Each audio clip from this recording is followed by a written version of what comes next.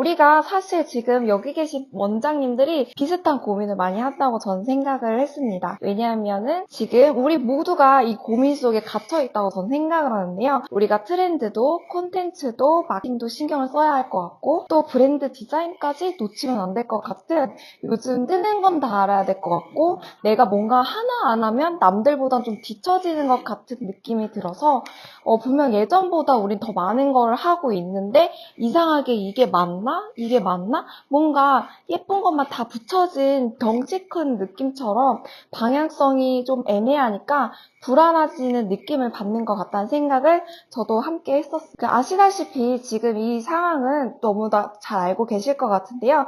요즘 미용실은 편의점, 카페보다 이미 3배 이상을 넘은 공급 과잉 업종으로 인정이 되었고요.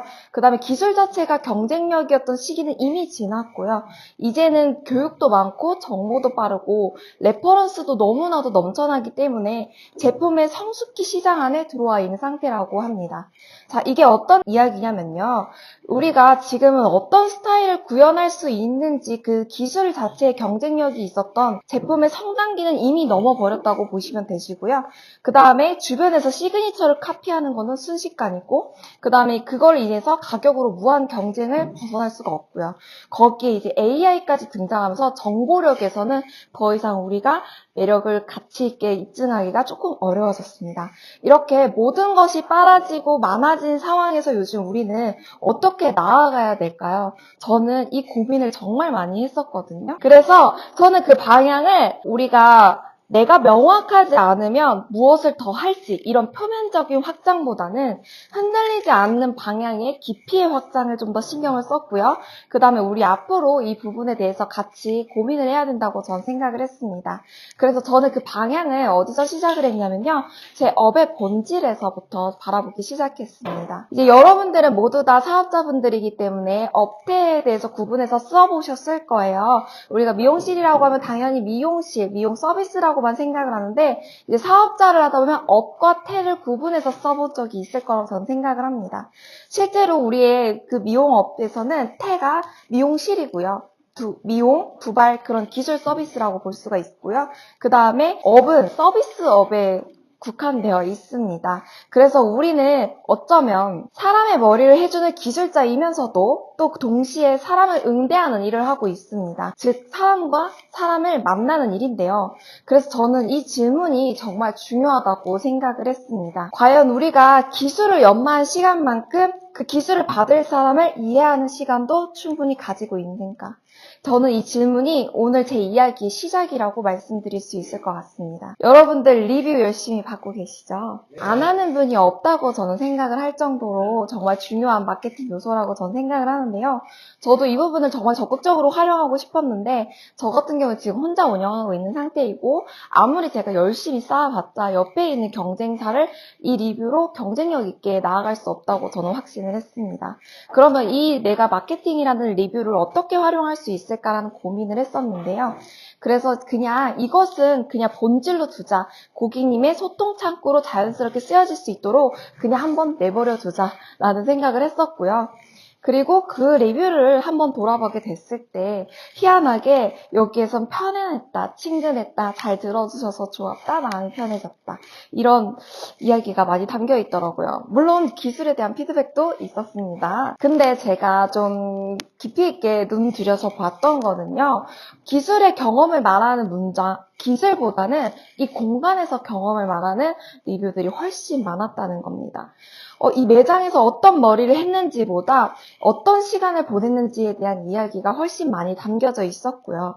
그래서 저는 처음에 이 리뷰를 봤을 때 너무 감동적이긴 했으나 내가 특별히 잘하는 게 없구나 라고 조금 아쉬움도 있었습니다. 그래서 저는 아무래도 머리를 하는 사람이다 보니까 기술적인 피드백이 더 많아야 시그니처도 정할 수도 있고 또 내가 뭔가 잘하고 있다는 걸 좀 확신할 수 있다고 느꼈던 것 같거든요.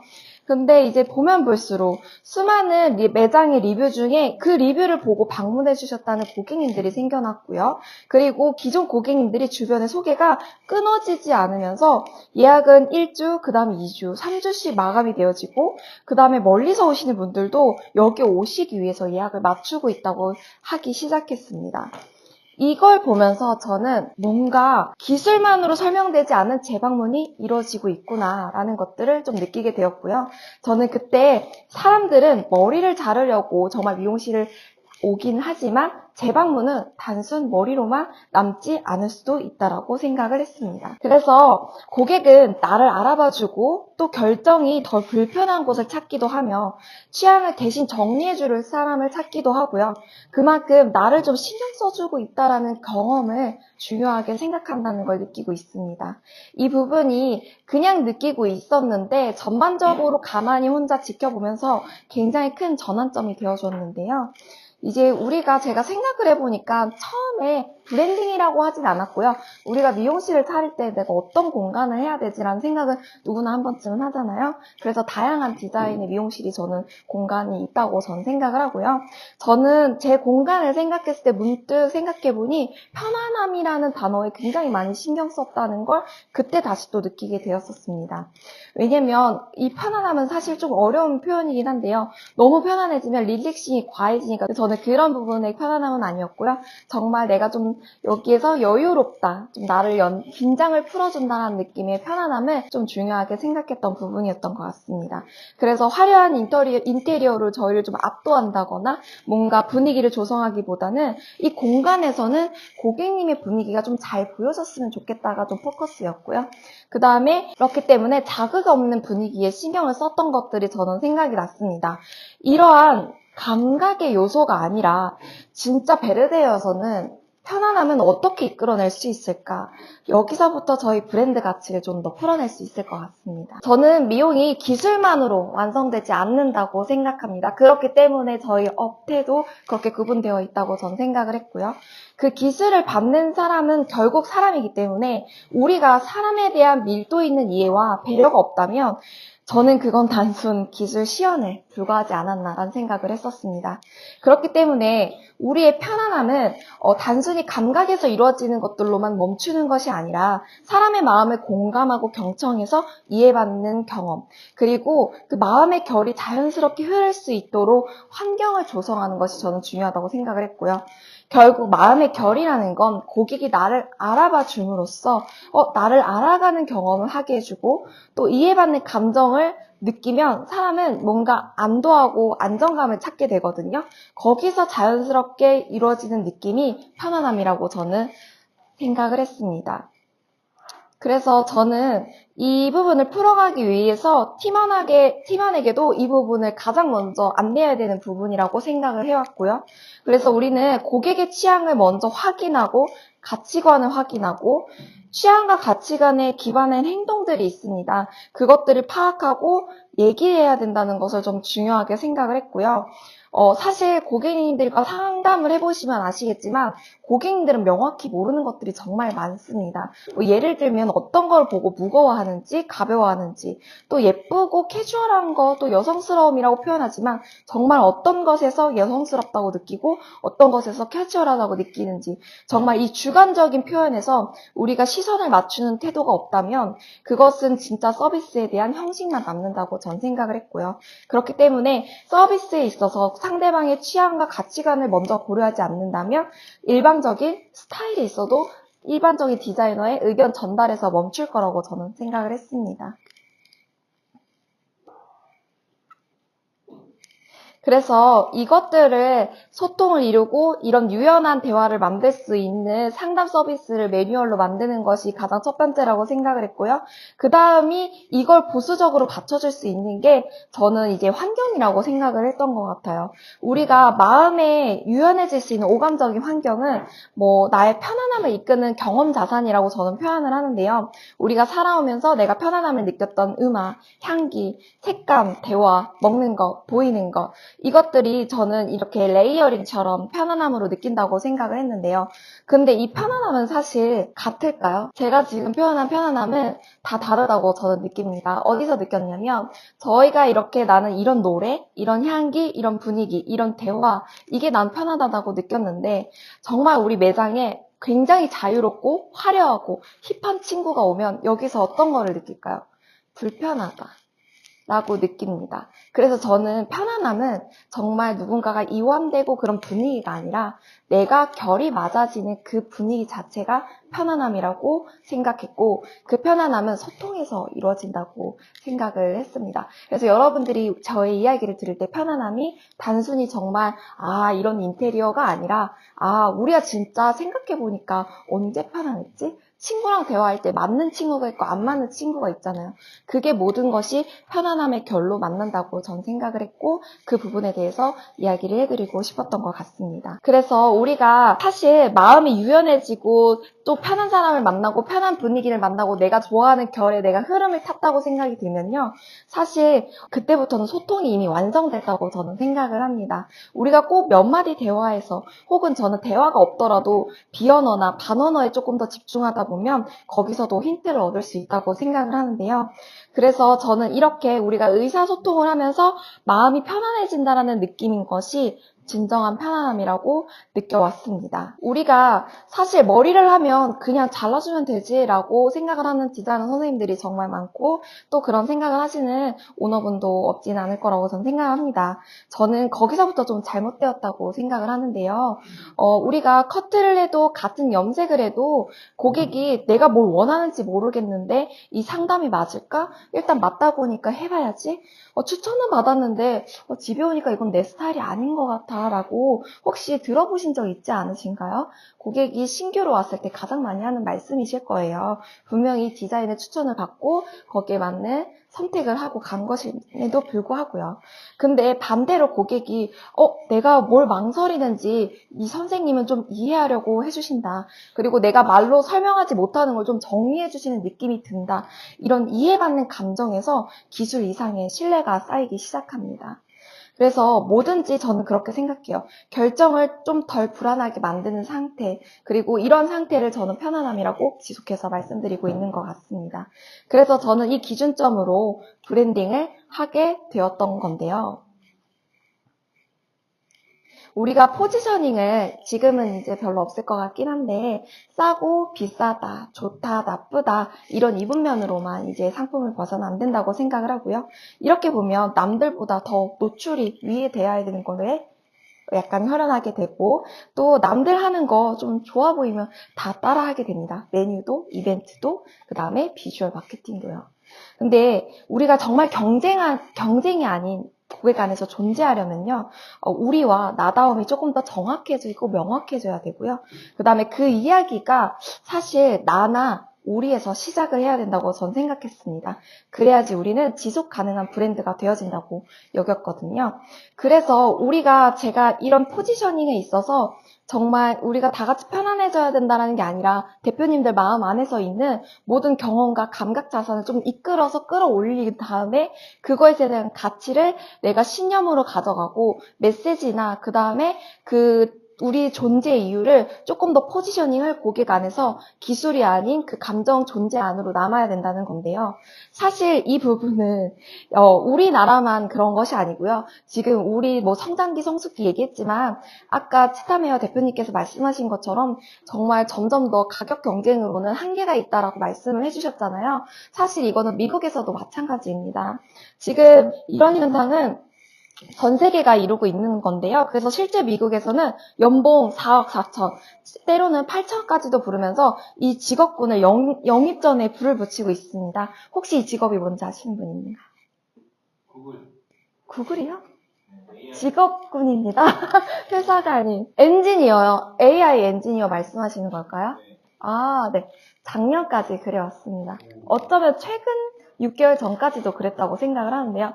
지금 뜨고 있는 정말 연봉 서로 4억 4천, 4억 8천 주겠다 이렇게 이름 부르는 게 값인 직업은요. 바로 이야기 자본가, 스토리 빌더라는 직업입니다. 실제로 존재하고 있고요. 지금 가장 유명한 직업입니다. 이야기 자본가는 스토리텔러, 이야기꾼이라고 이야기를 하고요. 이야기 건축가, 스토리 빌더라고 이야기를 합니다. 앞으로는 저는 이러한 혼란 시대에서 우리 리더들이 좀 명확하게 우리에게 집중할 수 있는 것을 이해해야 하고, 그러려면 단순히 우린 이런 걸 중요하게 생각하는 것에 멈춰서는 안 되고요. 이거를 스토리 빌더, 이야기 건축가가 되어서 철학은 토대로 두고 그 다음에 나로 시작해서 팀원, 그 다음에 그것을 경험한 고객들의 이야기가 스토리텔러가 되어주면서 우리가 반복해서 맴도는 언어와 함께 기둥을 세워서 만드는 일을 저는 해야 된다고 생각을 하거든요. 그래서 처음에는 정말 이 메신저와 이것에 이끌어지는 고객과 직원은 정말 처음에 작은 집일 수 있습니다.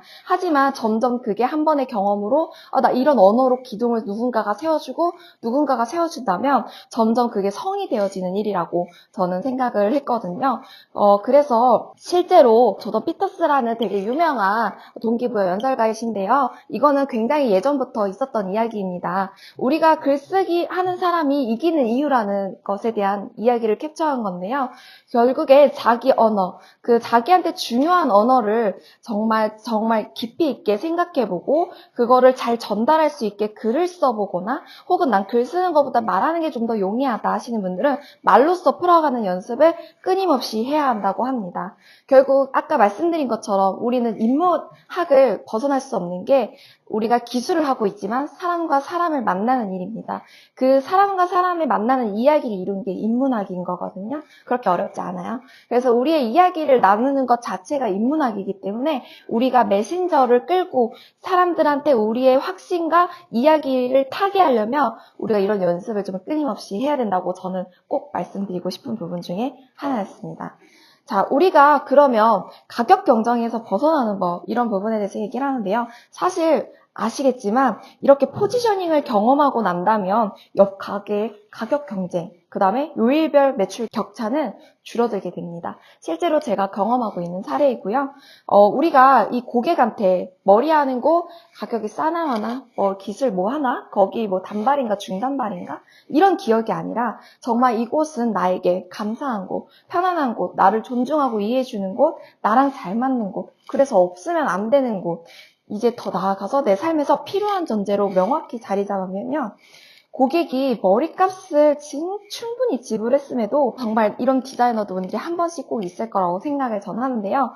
이미 돈은 다 지불했지만 음료와 간식, 그리고 저희는 실제로 여행에서 고가 향수를 저희 매장에 어울린다면서 각인을 해서 선물해 주시기도 하고요.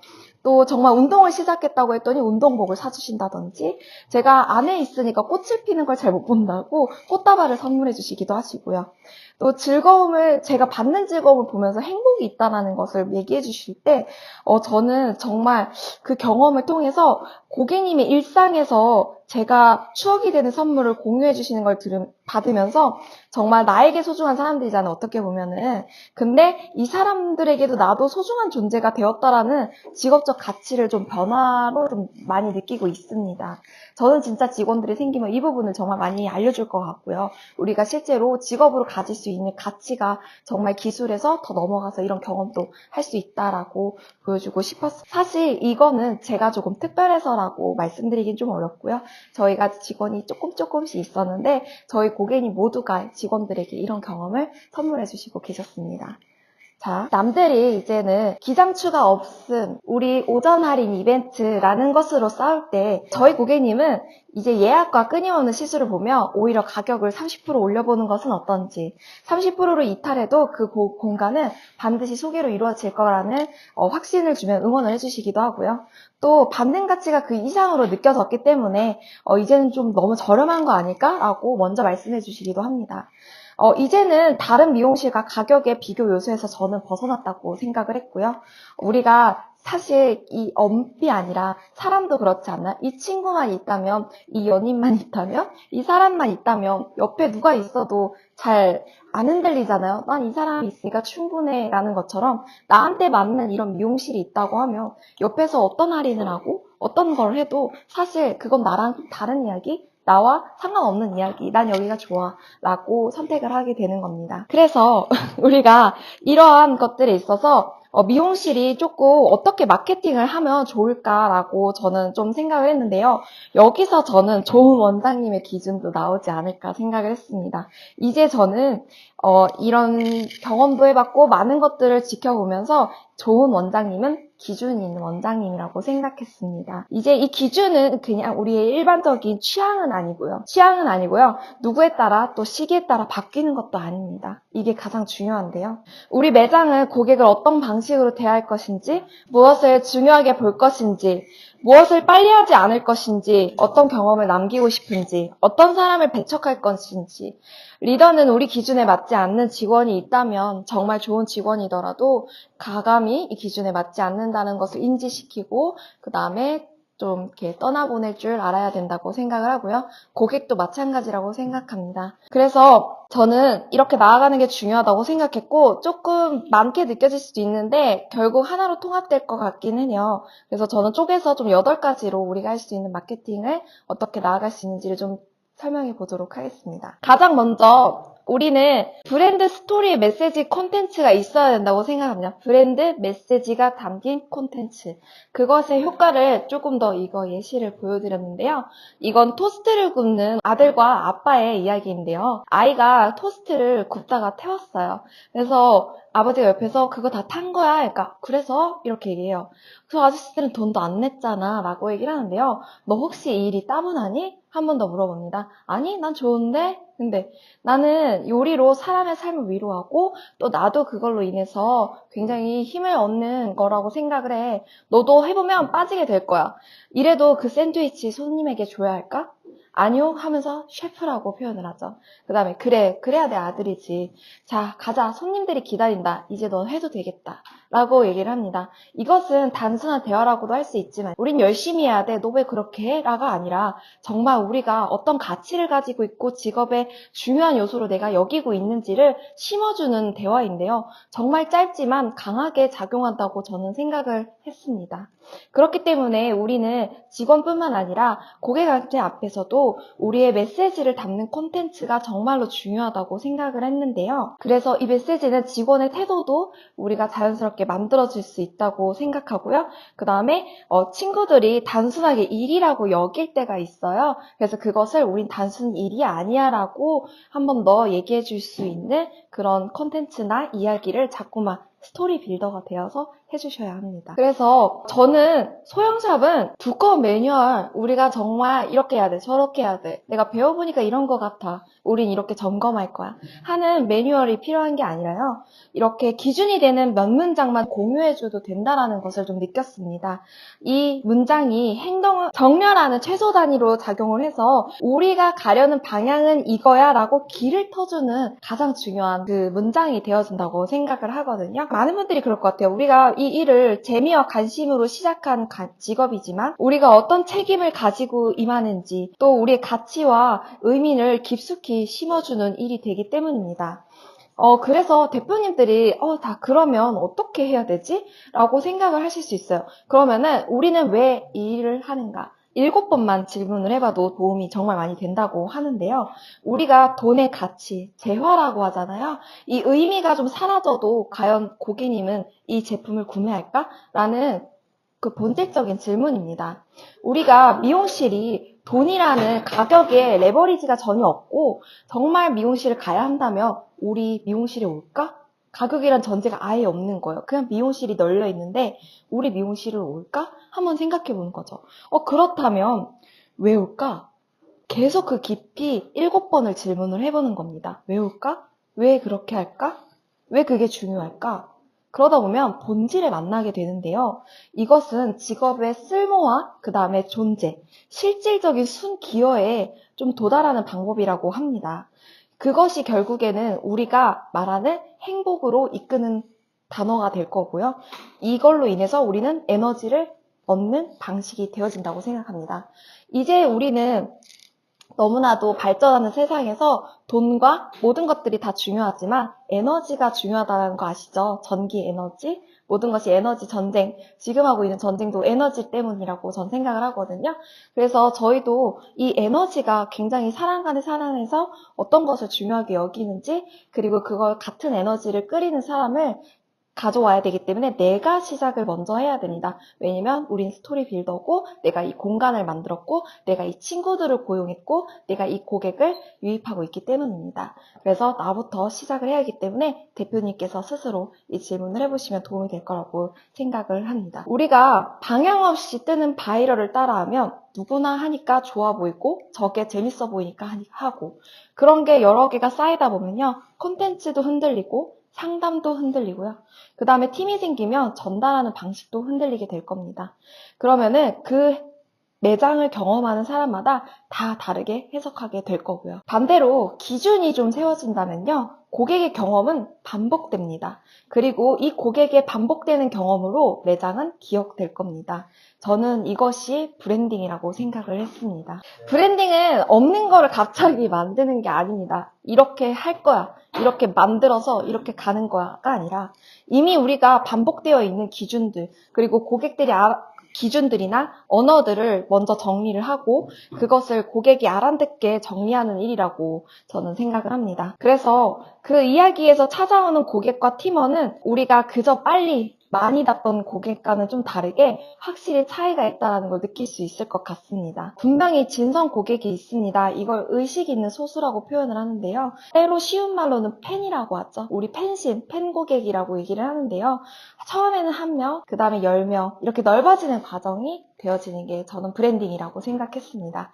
그래서 그분들한테 우리가 정말 좋은 거를 하는 게 아니라 그분들을 좀 더 집중하고 그들의 언어를 수집하면서 거기에서 집중하고 쌓아가야 된다고 저는 생각을 합니다. 그러면 그 진성 고객에게 리뷰를 받았을 때 내가 생각하는 그 가치관과 동일한 리뷰가 자연스럽게 쌓이는지를 피드백을 항상 해야 됩니다. 인위적으로 부탁드리면 안 되고요. 정말 나는 편안함이라고 했는데 고객들은 편안함을 이끌었는가? 그리고 그 편안함을 설명하는 게 분위기가 아닌 내가 설계했던 그 소통과 이런 우리 흐름의 방식이 맞았는가? 그것들을 저는 검토하는 것이 가장 중요했고 우리가 이제는 브랜드가 되어가고 있구나 라고 그때쯤 느낄 수 있었던 것 같습니다. 그래서 저는 우리의 가치를 이끌어낼 수 있는 이벤트를 조금씩 해보시는 것이 중요하다고 느꼈는데요. 우리가 사실 리뷰를 받기 위한 가격 할인, 그리고 몇 주년 행사를 이루는 이벤트, 그 다음에 매출을 이끌기 위한 선불권, 회원권 마케팅은 어디서든 누구나 쉽게 볼 수 있는 부분인데요. 고객에게 우리가 이 가격을 결제함으로써 가격 이익으로 다가가는 것이 아니라 정말 같은 의미여도 전달을 다르게 해보는 것들이 정말 중요한 것 같다고 생각이 들었습니다. 저희는 리뷰도 받지만 이제 고객에게 언어를 수집하는 이벤트가 가장 중요하다, 리뷰는. 그렇게 생각을 했었고요. 그래서 저희가 어떻게 했는지 그냥 예시로 조금 보여드리면 나무에 소망 걸기입니다. 우리가 한 해 동안 자기의 가지고 있는 소망들을 한번 적어서 트리에 걸어보면 어떨까 해서 고객들한테 선물을 주면서 이 이벤트를 수집해 보기도 했고요. 그 다음에 우리가 좀 그냥 응원을 하는 의미도 좋지만 이런 행운이 메시지가 담긴 거를 보내드리면서 뽑을 수 있게 해드리고 그것을 리뷰에 그냥 사진만 올려주세요 라고 해보면 어떨까.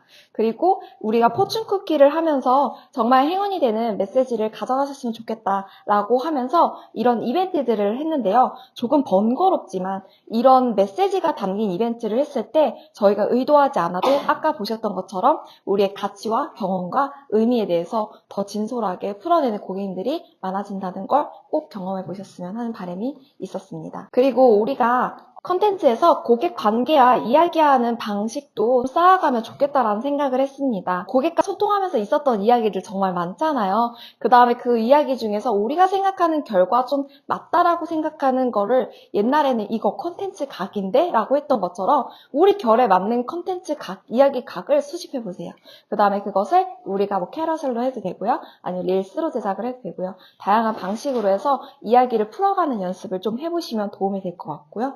저는 사실 실제로 많은 영역 중에 이 영역을 조금 더 깊게 갈 거라고 생각을 합니다. 이거는 이제 앞으로 저희는 참여 콘텐츠도 좀 기획을 하고 있고요. 실제로 고객이 참여할 수 있는 이 콘텐츠도 만들어 나갈 것이고요. 그래서 이 콘텐츠들이 고객과 우리가 되어지는 중요한 요소가 될 거라고 생각하기 때문입니다. 그리고 5번째인데요. 저희는 결국에 문제를 해결하고 정보를 제공하는 것에 정말 열심히 해야 합니다. 감정을 남기는 것도 중요하지만요. 실제로 우리가 콘텐츠를 보는 방식도 마찬가지 아닌가요? 우리가 문제가 해결되는 콘텐츠이거나 아니면 정보가 제공되는 콘텐츠여야 우리가 조금 더 저장하거나 그거를 체류하게 되는데요. 실제로 우리도 그게 되게 중요하다고 저는 생각을 했습니다. 고객을 언어로 하나씩 해결하고 제공하는 연습을 해보시면 도움이 될 것 같은데요. 이것은 정말 단순하게 쉽게 생각하는 것이 가장 시작이 쉽습니다. 실제 대화에서 고객이 겪는 통증과 그것에 대한 원인, 증상들을 생각해 보시고요. 전문가로서 신뢰하기 때문에 그런 질문을 하는 거거든요. 그래서 그 프로세스를 좀 정리해서 제공해보는 연습을 해보세요. 정말 단순해도 좋습니다. 머리는 언제 감는 게 좋은가요? 에센스는 왜 그렇게 발라야 돼요? 정말 이런 것들을 단순하게 우리의 방식에 맞게 제안하고 해결하는 연습의 컨텐츠가 이루어지면요. 이거를 자꾸 반복했을 때 우리가 어떤 거를 해결할 수 있는지, 이렇게 하면 어떻게 할 수 있는지 방법론을 제시하는 결과를 한 번 더 짚어줬을 때, 아, 고객은 이게 좋겠네 라는 결론을 짓게 해주는 방식이라고 합니다. 그래서 이런 연습을 많이 하시면 상담에서도 굉장히 효과가 좋기 때문에 팀원들과 함께 트레이닝을 해보는 연습을 쉽게 다가가 보시면 좋겠습니다. 자, 그 다음에 우리가 더 나아가서 좀 놓치지 말아야 되는 건 아까 말씀드렸던 문제 해결과 정보 제공에 비슷한 내용인데요. 기술에 대한 트렌드도 놓치지 말아야 합니다. 정말 할 게 많죠. 기술에 대한 트렌드는 우리가 고객보다 덜 알아서는 안 될 정도예요, 이제는. 고객들이 너무나도 잘 알기 때문에 그거 뭐지? 하는 순간 고객은 이 사람 뭐야? 라고 생각할 수도 있거든요. 그래서 좀 모르는 거 생기더라도 아는 척해서 최대한 샴푸시키고 다시 알아보더라도 이런 우리가 컨텐츠나 흐름, 그 다음에 정말 요즘 조회수가 높은 키워드들은 무엇인지 정말 놓쳐서는 안 된다고 저는 생각을 하고요. 그 다음에 이 부분은 사실 다른 친구들이 컨텐츠를 잘하기도 하지만 리더나 관리자가 내려주는 탑다운 방식이 가장 좋다고 생각합니다. 결국 기술적인 거기 때문에요. 야, 요즘 이러한 트렌드가 우리가 이렇게 나간대. 이렇게 풀어가는 방식으로 우리에 맞게 나아가면 좋을 것 같아. 콘텐츠를 제안해주는 방식입니다. 그러면 그 친구들은 어떤 걸 해야 되는지에 대한 불안과 그 다음에 어떻게 하면 좋지라는 것에 대한 좀 더 길을 확실하게 잡아줄 수 있기 때문에 저는 기왕이면 이왕이면 리더나 관리단이 이런 작업을 해주면 조금 더 우리가 말하지 않는 조금 더 이렇게 위에 있는 사람의 포지션이 쥐어진다고 저는 생각을 합니다. 그래서 제가 각 잡고 블로그를 하게 된 계기도 그런 부분이었습니다. 그래서 지금도 열심히 하고 있는 요소인데요. 여러분들이 이 부분에 대해서는 한번 인기 키워드 검색하는 것들이 정말 많잖아요. 이제 그거에 대해서 한 번, 두 번씩만 GPT를 활용해도 상관없으니까 모르고 지나가지 않으셨으면 좋겠습니다. 그 다음에 이제 우리가 만든 키워드가 있을 거 아니에요. 그것을 브랜드가 아닌 내 자신의 이야기로도 한번 컨텐츠로 다가가 보시면 좋을 것 같습니다. 우리는 이제 사람을 보면요. 이제 아시겠지만 매장을 떠나서 사람의 매력을 경험하면서 유입이 되기도 하고요. 그 다음에 사람을 먼저 보고 매장에서도 결에 같다면 좋다라는 걸 느껴요. 좀 어렵게 말을 했는데 예를 들면 저희 매장에 왔어요. 그 결이 너무 잘 맞는데 거기에 있는 선생님이 매력적으로 느껴지는 게 자연스럽다는 거예요. 그럼 그 선생님의 인스타를 또 들어가게 되거든요. 근데 그 인스타 안에서 그 선생님이 우리가 생각하는 방식의 일상적인 그런 릴스나 이야기를 좀 써놓게 되면요. 그게 조화롭게 융화되면서 그 선생님의 각인이 함께 되는 효과가 있고요. 반대로 내가 우리 가치를 가지고 내 일상을 풀어내는 인스타 콘텐츠를 만들었는데 그 콘텐츠가 마음에 들어서 들어왔더니 이 매장도 보니까 이런 분위기 나랑 결이 맞는데 한번 가보고 싶다. 이런 순환이 이루어지기 때문에 우리가 일상 안에서도 우리가 이런 가치를 느끼는 경험을 조금 더 일상적으로 풀어내가는 것도 매력적으로 느껴질 수 있으니까 시도해보시라고 말씀을 드리는 겁니다. 우리가 여러 가지를 하지만 가장 중요한 건요. 브랜드를 소개하는 핵심 가치는 절대 변하지 않아야 된다고 생각을 합니다.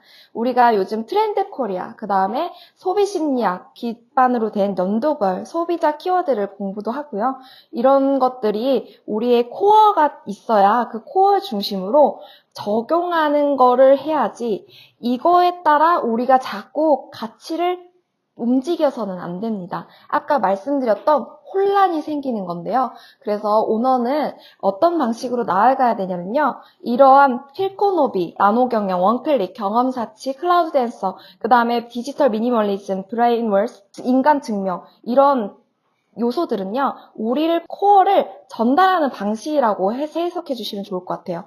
예를 들어서 클라우드 댄서가 유명해지게 된 이유는 우리의 좀 평화, 깨끗함 이런 것들을 표현할 수도 있고 또 우리가 브레인 웰스라고 했을 때 이제 뇌를 좀 식히고 비우는 것들이 중요하다고 하는데요. 정말 이 트렌드를 우리 브랜드로 데리고 와야 됩니다. 예를 들어서 고객님 요즘 뇌가 너무 생각도 많아지고 마음이 비워지잖아요. 그럴 때 우리가 좀 이런 걸 위해서 편안하게 서비스를 제공한다든지 그렇게 컨텐츠를 연결한다든지 결국에 모든 그런 키워드들을 우리 키워드로 끝점으로 가져와야 됩니다. 그 연습을 정말 많이 해야 되는데 생각보다 어렵거든요. 그래서 이 부분이 저도 중요하기 때문에 리더들이 만약에 내가 왜를 통해서 우리의 가치를 좀 추출했다면 이 가치를 우리가 트렌드나 사람이나 환경이나 시기에 변형하는 것이 아니라 그것들을 우리 가치로 연결시켜서 데려오는 작업을 연습해야 된다고 말씀드리고 싶었습니다. 혹시 제가 이건 오타로 하다가 알게 됐는데 SNS를 한글로 치면 눈이라고 나오더라고요. 정말 신기하지 않나요? 그래서 이처럼 온라인은 시각적으로 느끼고 그 다음에 그거를 알 수 있어야 된다고 생각을 하는데요. 이게 우리가 온라인에서는요. 예측 가능하고 그래야지 거기에서 매력이 느끼고 거기에서 관심이 생겨나기 시작합니다. 미용업이라는 본질의 기술만 올리지 마시고 서비스에 그 기술이 닿을 사람과 사람이 만나는 그 매력을 잊지 마시고 꼭 거기에도 예측할 수 있게 우리의 경험을 아까 말씀드린 다양한 요소로 풀어가 보시면 좋겠다는 생각이 들었고요. 결국 소비는 관심, 그 다음에 신뢰, 그 다음 구매로 이루어집니다. 우리가 처음에 구경을 와요. 그 다음에 호기심이 생기고요. 그 다음에 어떤 것들로 기억이 되면서 소비로 이어지게 됩니다. 그래서 이런 퍼널이 있기 때문에 온라인에서 우리가 이런 것들을 조금 자극할 수 있어야 되는데 기술에서만 멈추지 마시고 우리의 매력을 다양하게, 우리의 스토리를 다양하게 이렇게 구매로 다 모두 연결시킬 수 있도록 한번 연습해 보시는 거 저는 정말 적극 추천드립니다. 모든 걸 빨리 많이 안 해도 되니까요. 내 고객이 어디 있는지, 우리 팀원이 어디 있는지 닿을 때까지 하는 마음으로 그냥 계속 나아가셨으면 좋겠습니다. 여러분도 아시겠다시피 브랜딩과 마케팅은요, ing가 붙어 있고요. 그것은 계속해서 나아간다라는 이야기입니다. 그리고 실제로 이거는 조금 번외적인 얘기이긴 한데 ing가 붙으려면 앞에 명사가 아닌 동사가 붙어야 되는데 저희는 생각보다 그 앞에 있는 단어를 명사로만 생각하는 경우가 있거든요. 근데 동사로 조금 더 생각해 보시면요. 우리가 무엇을 지속해야 되는지 조금 더 와닿을 거라고 생각합니다. 마켓이라고 예시를 들면 마켓은 시장이잖아요. 시장을 계속한다는 건 의미가 맞나요? 조금 어렵겠죠. 사고 파는 것입니다. 사고 파는 것을 계속하는 것인데요. 우리가 그 사고 파고 있는 거 안에서 무엇을 계속해야 될까요? 사고 파는 거 안에서 그것을 계속 염두에서 보시면요. 결국 우리는 지속해서 나아가야 된다는 것을 의미를 드리고 싶었습니다. 그래서 뭐든지 한 번에 안 나옵니다. 저도 그랬고요. 앞으로도 저는 그럴 거라고 생각합니다. 뭐든지 누적되는 것이라고 생각하고 스텝 바이 스텝, 그 다음 데이 바이 데이라고 생각하면서 나아가고 있습니다. 여러분들도 그렇겠지만 생각한 것보다 내가 생각한 시기보다 보상이 좀 늦는 경우가 많았던 것 같아요. 그 대신에 내가 생각한 것보다 더 가치 있는 보상이 오려고 하는 거다라고 전 생각을 하는데요. 그래서 너무 빨리 왔으면 좋겠다, 빨리 됐으면 좋겠다 보다는 더 큰 게 오려고 하나 보다. 더 좋은 고객, 더 진성 고객이 오려고 하나 보다. 더 나아가자, 더 계속해보자, 더 깊게 가보자 하는 마인드로 브랜딩과 마케팅에 접근하시면 좋을 것 같다는 생각이 듭니다. 빠르게 이미지 디자인하는 게 그렇게 중요하지 않을 수도 있습니다. 저도 직원들 퇴사하고 동료 없이 한 번도 해본 적이 없어서 정말 많이 두려웠습니다. 그래서 바로 또 뽑자라는 마음이 사실 여기 앞까지 왔었었는데요. 무언가 반복된다는 건 뭔가를 점검해야 된다는 뜻이라는 말이 떠올랐고요. 그래서 저는 일단 멈추자라는 결심을 했던 겁니다. 그래서 그동안 친구들을 위해서 집중했던 시간들을 혼자 매장 운영하면서 우리가 어떤 곳이었지? 그리고 제가 잘하는 게 뭐였지? 그리고 내가 좀 부족한 게 뭐였을까? 그런 역량을 조금 더 검토하는 시간을 가졌고요. 그리고 아까 제가 말씀드렸던 이야기에 있어서 더 깊게 들여다보는 시간을 많이 가졌었습니다. 그걸 통해서 사실 아까 말씀드렸잖아요. 내가 원하지 않았던 것보다 더 큰 게 오려고 하나? 라는 것들처럼요. 우리가 잘 이루어지지 않고 잘 안 된다고 생각을 했던 것들이 저는 그냥 진짜 내가 마케팅 하나는 잘해서 도와줄 수 있는 사람이 되어야 리더가 아닌가? 라고 했던 시작이요. 네이버 클릭 크리에이터가 되게 해줬고요. 그다음 피드메이커가 되어주었고요. 그 다음에 크리에이터 활동을 하다 보니까 이제 클래스 101에서 제안까지 들어오게 되었습니다. 이러한 가치증이 좀 더 많아질수록요, 나는 나눌 수 있는 사람이라는 게 생기고, 또 그것을 직원들이 오면서 내가 정말 이 불안한 시장에서 그래도 이 원장님 앞에 있으면 이런 가치관과 이런 마케팅과 이런 설계와 이런 게 있다면 난 좀 편안하지 않을까라는 직원의 경험 가치도 우리 편안함이라는 메시지에 담고 싶었습니다. 제가 오늘 이런 나눌 수 있는 기회를 주셨으니까 또 제가 열심히 배우면 다 같이 또 많이 나눠주셨으면 좋겠어요. 뭐 원장님들이 알고 있는 것도 중요하지만 직원들에게 내가 이렇게 나눌 수 있는 게 많고 나 정말 많이 배우고 있다라는 것을 지속해서 인지시켜주는 게 중요하다고 전 생각을 해요. 그래서 무엇보다 고객님들과 소통하면서 베르데가 어떤 가치를 주는 공간인지 정리하는 게 저한테 가장 큰 가치 있는 시간이었고요. 그래서 지금은 누구나가 아니라 저는 우리의 결에 맞는 고객과 팀원으로 시작해야 자연스럽게 녹아드는 시스템을 만들 수 있다고 생각을 했습니다. 그래서 저의 앞으로의 그 모습을 좀 지켜봐 주시면 원장님이 말했던 게 이런 방향이었구나, 이렇게 나아가려는 거였구나. 그래서 앞으로의 저는 오프라인에서는 베르데어라는 가치를 조금 더 수집하고 나누는 일을 많이 할 것 같고요. 그리고 온라인에서는 지금 말씀드렸던 미용의 삶의 태도와 그 다음에 가치관을 좀 공유를 적극적으로 하면서 나아갈 것 같고요. 그 다음에 미용이 단순히 우린 머리하는 일이 아니라 사람과 사람을 연결해주는 업이라고 생각하며 커뮤니티까지 확장해보고 싶은 목표가 세워졌습니다. 그래서 이 모든 방향성은요, 편안함으로 이야기를 쌓아가게 될 거고요. 제가 하는 많은 일들이 사실은 다양해 볼 수도 있지만 결국엔 편안함에서 시작했구나라고 생각해 주시면 도움이 될 것 같습니다. 사실 파트너나 디자이너 때는 아카데미도 있고 성장하고 배움을 공유할 수 있는 게 정말 많습니다. 근데 원장님이 되어보니까 그런 공간이 없는 거예요. 그러다가 제가 좋은 원장님들이 넷킷에 모여있다고 해서 가입을 했었고요. 지금까지도 좋은 영향을 받으면서 배워나가고 있습니다. 그래서 이렇게 배울 점이 많은 대표님들 앞에서 서려고 하니까 많이 떨렸었는데요.